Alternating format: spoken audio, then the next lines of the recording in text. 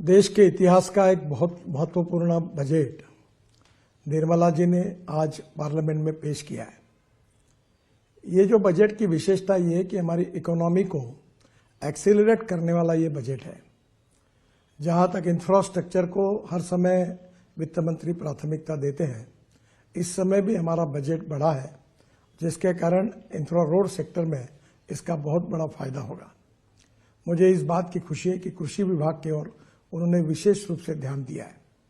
तिलहन हो, विशेष रूप से तेल बिया हो, इसके उत्पादन कैसे बढ़े और किसान आत्मनिर्भर कैसे बने, इसका भी विचार किया गया है। विशेष रूप से इनकम टैक्स के बारे में एक रिफॉर्म करके नया कानून लाकर इसको और सरलीकरण उसका करना, ये जनता के लिए बहुत बड़ी राहत होगी।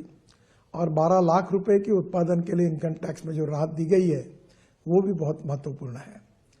विशेष रूप से मिडिल क्लास का विचार किया गया है और मध्यम वर्गीय, उसके साथ लोअर मिडिल क्लास और गांव गरीब मजदूर किसान, इसमें रोजगार कैसे निर्माण हो और सस्टेनेबल डेवलपमेंट कैसी हो, इसका विचार करते हुए इस बजट ने पब्लिक प्राइवेट इन्वेस्टमेंट को इनकरेज किया है। मुझे लगता है ये बहुत बड़ा सेक्टर है, जिसके कारण नए रोजगार निर्माण होंगे, ग्रोथ बढ़ेगी और निश्चित रूप से देश के विकास में उसका योगदान होगा। जहां तक ट्रांसपोर्ट सेक्टर है, हम 22 लाख करोड़ के फॉसिल फ्यूल इंपोर्ट करते हैं। इकोनॉमिक पॉइंट ऑफ व्यू भी हमारे लिए वो एक बहुत बड़ी समस्या है, पर उसके साथ साथ अल्टरनेटिव फ्यूल और बायोफ्यूल को प्रोत्साहन मिलता है। इसलिए विशेष रूप से लिथियम आयन बैटरी अब सस्ती होगी। Scooter, electric car, electric bus, अब इलेक्ट्रिक ट्रक, इनकी कीमतें कम होगी। जो $150 पर किलोवाट पर आवर थी, वो $105 पर किलोवाट पर आवर आई है, वो $100 के नीचे जाएगी और इलेक्ट्रिक के वाहन और लोकप्रिय बनेंगे, प्रदूषण से मुक्ति मिलेगी और देश में नए रोजगार निर्माण होंगे।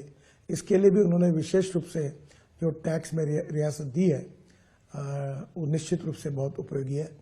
मैं निर्मला जी का बहुत अभिनंदन करता हूं और प्रधानमंत्री मोदी जी के नेतृत्व में आत्मनिर्भर भारत, $5 ट्रिलियन की इकोनॉमी और विश्व की हम तीसरी अर्थव्यवस्था बनने की प्रक्रिया में है, उसमें निश्चित रूप से हम कामयाब होंगे, ऐसा विश्वास व्यक्त करता हूं। नमस्कार।